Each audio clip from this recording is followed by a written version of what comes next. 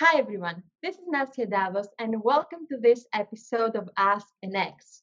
Today I have someone with me who joined the CBQ program and whose persistence and never give up attitude helped her quit, but have also inspired many others to succeed as well.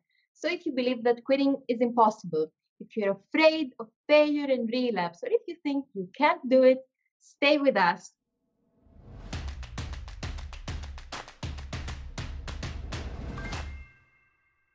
The ex I have with me today not only quit smoking after 35 years, but after she quit, she overcame challenges that would have made most people relapse, but she is still a happy non smoker. Please welcome Diane Felix. Diane, thank you so much for being here. Well, thank you for having me. So, you have been a non smoker for more than a year and a half now, right? Yes, I have. 15th of March 2018. Yes, the 15th of March, 2018. So, huge congratulations. This is an extraordinary achievement. Thank you. It is. You're right. So, I'm very proud of myself. well, you should be. It's no small feat. No. So you smoked for 35 years. Yes, How did yes. you start smoking? I started smoking when I was a teenager in high school. My sisters smoked, my parents smoked. It was cool back in the 80s. And and my mother actually said to me at one point when she knew I was smoking, she said, "I thought you would be the smart one." And the same year that I started smoking, she quit. Um, Oh, so my parents quit actually right after I started smoking, but I was addicted and I was a teenager and it was cool. yeah. So I remember when you succeeded, you sent an email and you said, I did it, I quit. This time I was ready, mentally ready. Definitely. There's How, no, how did you know that you were ready? uh, well, I was concerned about my health. And I think that that was probably the largest driving force. I had, like every other person who smokes, you want to quit every day. Um, you don't want to be a smoker. You know that it's hurting you and that it's costing you money and it's costing you time. So I did get mad at it. But I had a cough. Um, and I am, well, I guess I was 51 at the time, and I had wanted to when I was 50. So I didn't make the 50th birthday mark, but I said, I have to do this. Otherwise, I'm not going to see my grandchildren and all the other things. So I mentally said, I have to do this, period. And I didn't know how I was going to do it, though. Was it the first time you tried? I did quit for a year in 2008, and I never did smoke another cigarette again. So, but I was smoking cigars occasionally, and then I became an addict again, and I smoked them every day. So, for 10 more years, 10 more years. Um, so I knew that I had to. I knew I had to. I had to figure this out. I think that really, it's really mental, Yes, definitely, right? Yeah. definitely. You're right about that. Yes. Yes. So, before you quit, what worried you the most about starting an attempt? Uh, Not being able to cope. Okay. Uh, yeah. It's a definite fear. And I remember twice the day in 2008 when I decided that I was going to quit, I had to call a helpline Mm. because the anxiety was so strong. And that was just deciding the day. That wasn't quitting. That was Yeah. just deciding the day. But it was similar when I decided to buy your program to make that purchase. What made you decide to try the CBQ method? You were on my Facebook. I found you on Facebook. And I said, I'm gonna it's different. It's a different approach. And I did not want to take any drugs. That was really an important thing to me. I'm really trying to be more holistic now in my approach to life, In uh, general? in general, right? Mm. So I don't take any medication and I don't like medications. And so I Okay. did not want to use drugs again. And I did not want to some people I know have used the puffer things. And I knew that that was just prolonging one addiction for another. And the same with the patches, Right. the same thing. It's all the same, right? You're just kind of putting a band-aid on and trying another addiction. So I knew that. My biggest fear was that I would gain weight, Mhm. and which I struggle with. So I'll have to work really hard at that. And that I would be unhappy. Okay.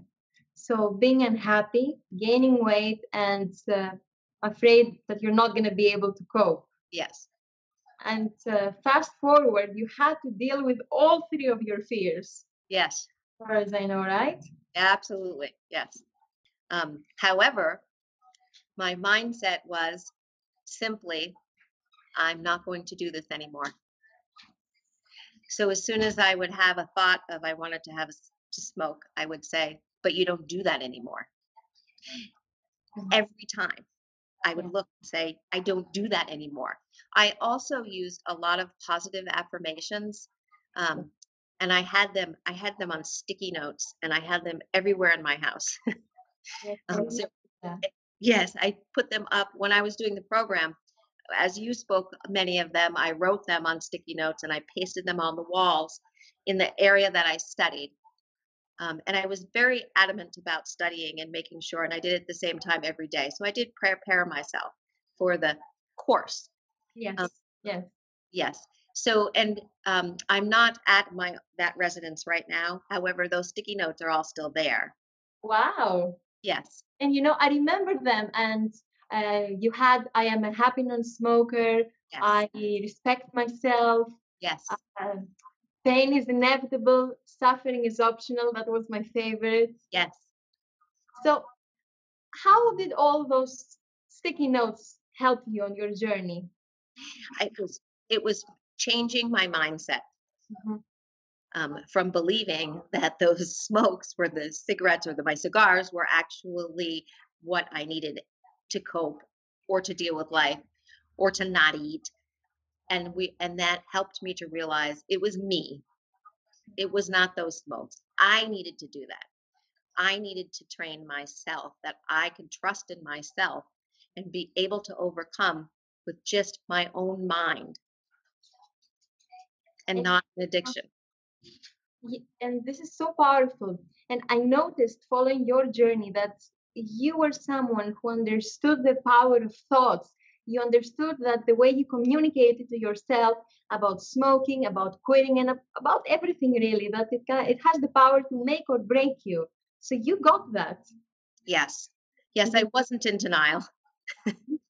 No, but I'm saying that because not everyone understands how important it is the way we talk to ourselves. Oh, absolutely. I actually, since then, have done a lot of meditation, Mm.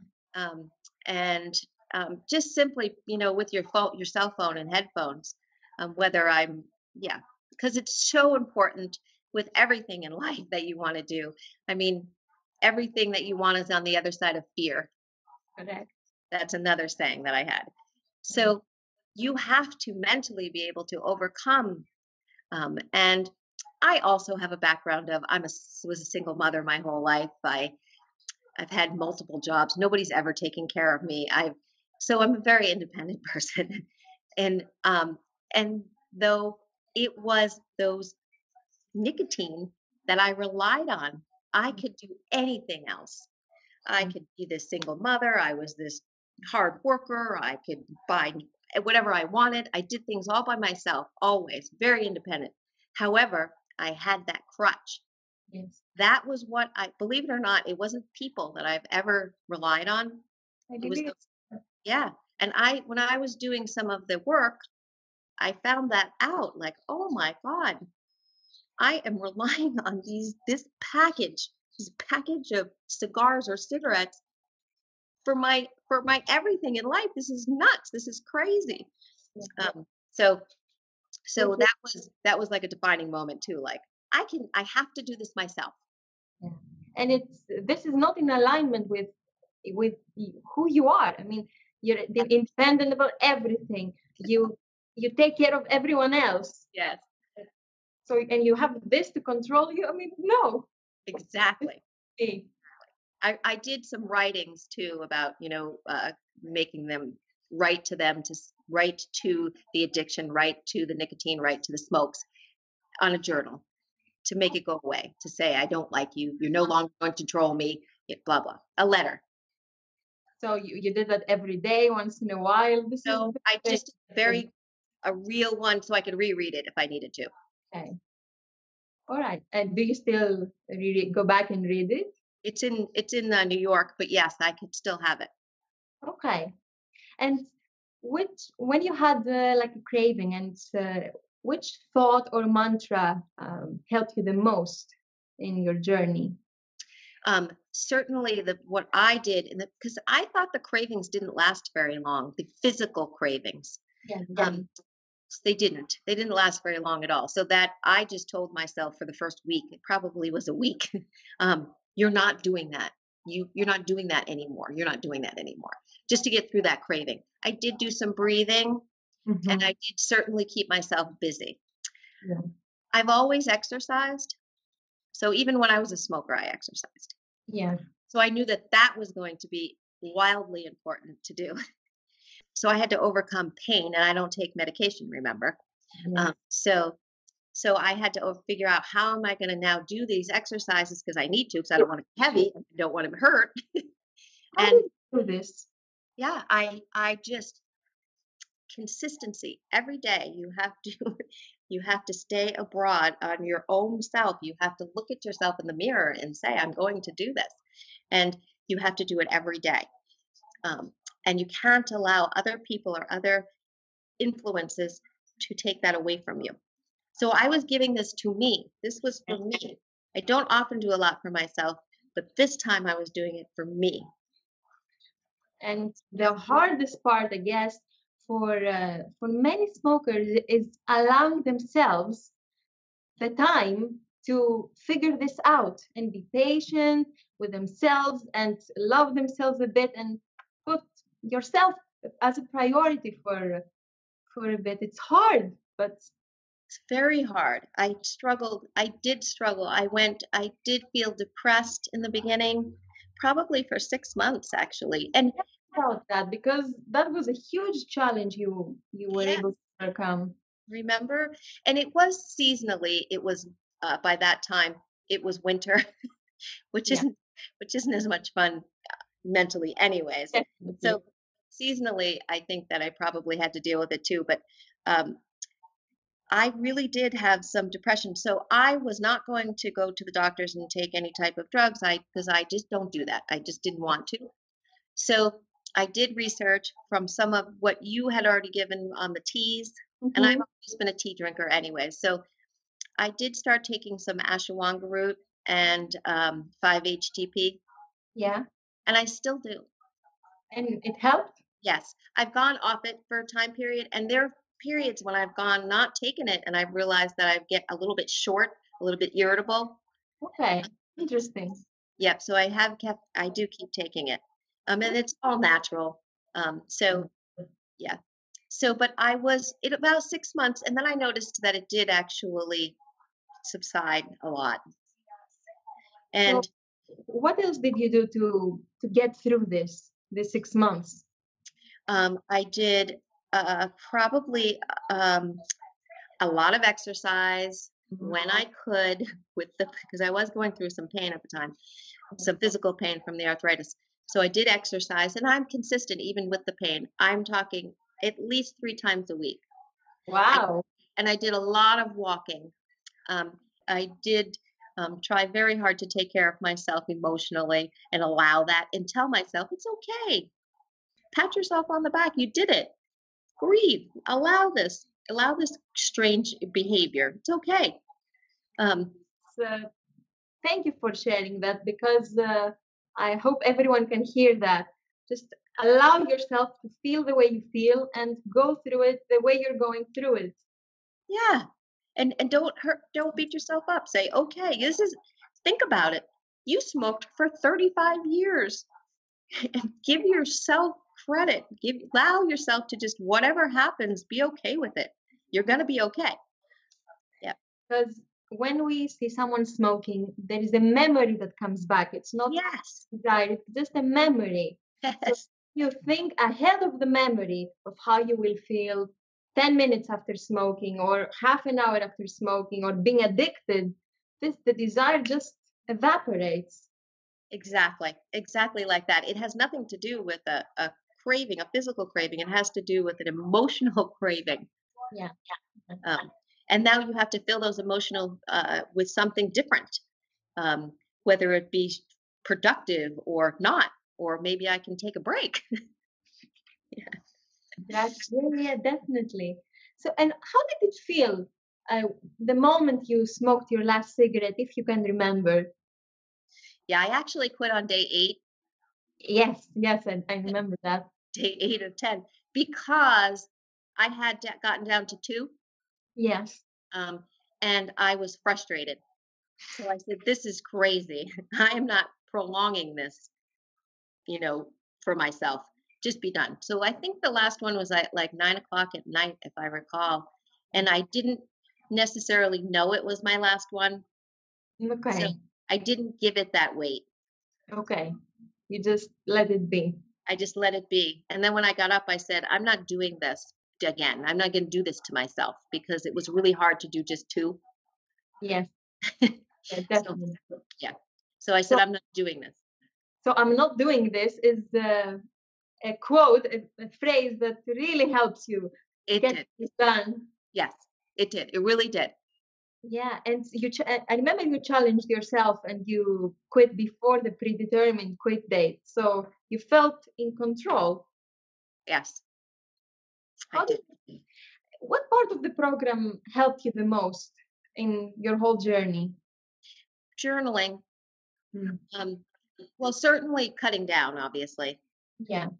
I was probably a little bit ahead because I already was not smoking for an hour after I got up, because that's when I exercise. Okay. Always get up in the morning and exercise, and I didn't smoke till after.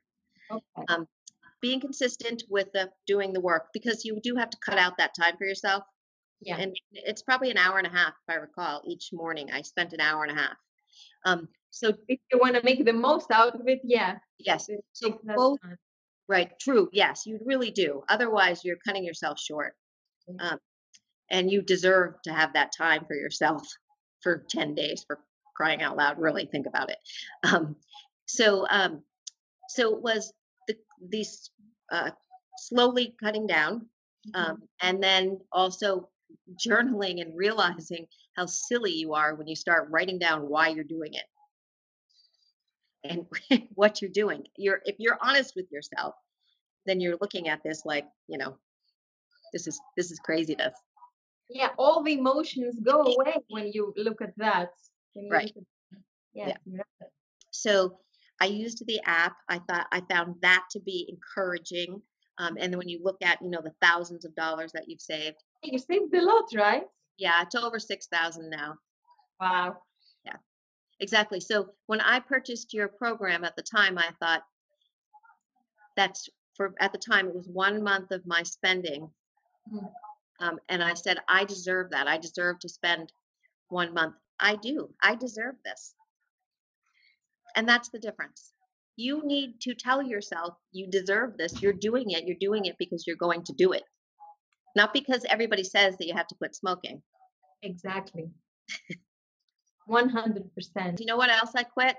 Right before I quit smoking, I quit drinking soda. Good for you. And they Good went for together for me. you. Um, Definitely. yes, from being even a teenager when I started smoking, I always had a soda because I didn't like the taste. So and then I switched to diet soda, of course, so I could be thin. And then I quit that ahead of time, though. So I really started drinking tea, and I still make my own. I make my own. Wow. I make my own iced tea, and then I drink, tea at night. I don't drink coffee at all. Fantastic. Yeah, So you have a very healthy lifestyle. I do. So I was a smoker with a very healthy lifestyle. It was crazy. Wow. Good for you. And I like that you treat yourself and you allow yourself to break down when you want to break down. to have your treat when you want to have it, and because that's life, right? It's never gonna be all calm or all mad. There's some Moderate. balance. Everything has to be in moderation. I mean, if all humans could live in moderation, it would be a lot easier on the world. But um, I know that that's not always the case. So, and then you have to forgive yourself, allow yourself, and forgive yourself. Yes, yes. Also, allow yourself, forgive yourself, moderation, consistency, and I don't do that. Exactly. There you go. I love that. So, last question. What advice would you give to someone who's struggling to quit right now? Don't give up. When I was a child, actually, my dad gave me a plaque, and I had it on the wall, and I'll just never forget it. It says, "You can't fail until you stop trying." So, which is true in life. So, don't ever give up. Find what it is inside of you that will make you be whole with yourself, and allow yourself the opportunity to quit, to be yourself, to be you. Don't beat yourself up, and don't ever give up. Beautiful. Thank you so much for sharing this. Very nice. So, as you all can see, Diane had a journey full of ups and downs, and she's an example of what you can achieve when you take responsibility for your success, take control of your thoughts, and stay committed no matter what happens. Because smoking is a mental addiction, and cravings are just positive thoughts about smoking. So, if you stop thinking good thoughts about smoking and start thinking good thoughts about not smoking and yourself, you will succeed. Never give up. So I hope you'll enjoyed this as much as I did. Please let us know in the comments what you took away from Diane's journey that can help you in yours. And Diane, thank you so much for being here and being open about everything you went through in your experience and how you succeeded. What you shared, it's really invaluable and it will help anyone who's struggling to quit or struggling to remain smoke free. So really thank you. And Really, thank you for doing your journey and helping so many other people. I was able to quit with your program because it fit for my life, and I'm more, very grateful. thank you. I'm grateful our paths crossed Me and too. we were able to meet. So thank you all for being here with us. Have a great day and see you next time.